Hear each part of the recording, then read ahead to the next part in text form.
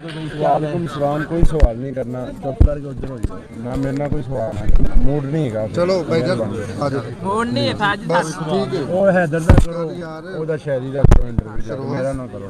आयो छाड़ दे भाई छाड़ दो लेते हैं यार।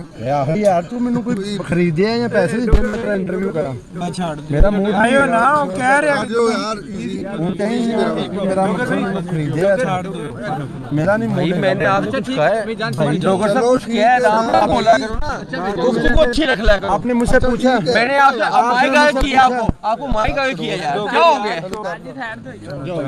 इतना प्राउड नहीं होता चाहिए। अरे यार ठीक है तो तू क्यों कीता नहीं यार धक्का ना मारे मेहरबानी यार।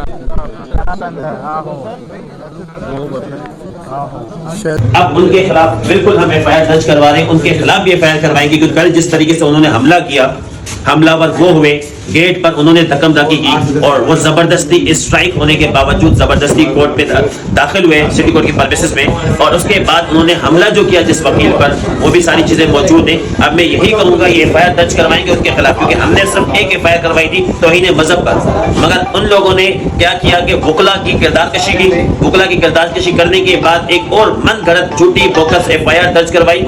उसका काउंटर एफआईआर बिल्कुल हम करवा रहे हैं और हम यही कहेंगे कि वकला इत्तेहाद जिंदाबाद, वकला इत्तेहाद जिंदाबाद, वकला इत्तेहाद जिंदाबाद।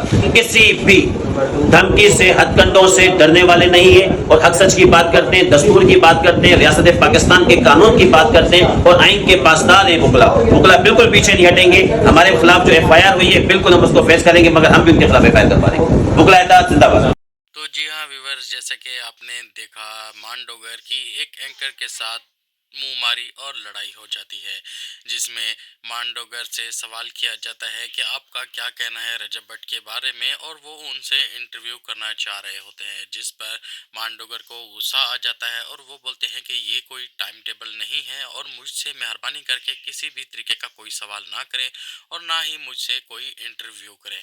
लेकिन एंकर जो है डट जाता है, बार बार मांडोगर से सवाल करता है और उसको बार बार प्रोवोक करता है कि आप प्लीज़ थोड़ा सा जवाब दे दें। लेकिन मांडोगर फिर सीधा हो जाता है और गुस्सा करता है कि मैं आपको एक बार बोल भी रहा हूँ, आपको ये बात क्यों नहीं समझ में आ रही है?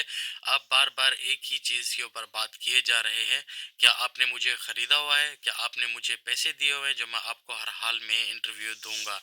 तो जी हाँ, ये माहौल यहाँ पर गर्म हो जाता है, जिस पर वहाँ पर खड़े हुए लोग जो कि मांडोगर के साथ आए हुए थे, हैदर शेजी और बाकी सब, तो मांडोगर को कूल करने की कोशिश करते हैं, जिस पे मांडोगर बोलता है कि नहीं, इसकी बात तो सुनो, ये बात किस तरीके से कह रहा है। फिर आगे से एंकर भी जवाब देता है कि आप लोगों के इसी रवैये की वजह से आपके साथ ये सारा कुछ होता है। कम से कम बात करने की तमीज़ होती है, आप आराम से और प्यार से बात कर सकते हैं। ये कौन सा तरीका है आपका बात करने का? और साथ ही साथ रजब भट्ट के ऊपर कराची में एफआईआर कराने के लिए वकला का कल से ही एहतजाज जारी था, जैसे कि आप सब लोग जानते ही हैं।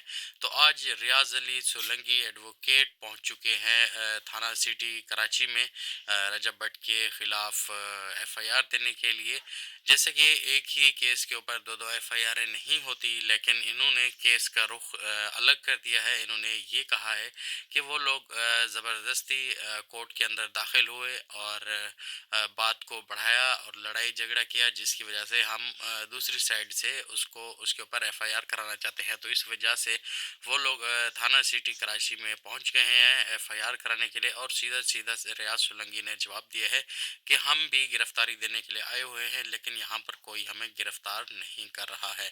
लेकिन हम पर केस हुआ है, हम उसको फेस करेंगे और हम इनके ऊपर केस कर रहे हैं। अब इनको भी इस केस का मुकाबला करना होगा। जी हाँ, ये थी आज की अपडेट। चैनल को सब्सक्राइब कर दें। मिलते हैं अगली वीडियो में, तब तक रखें अपना ख्याल।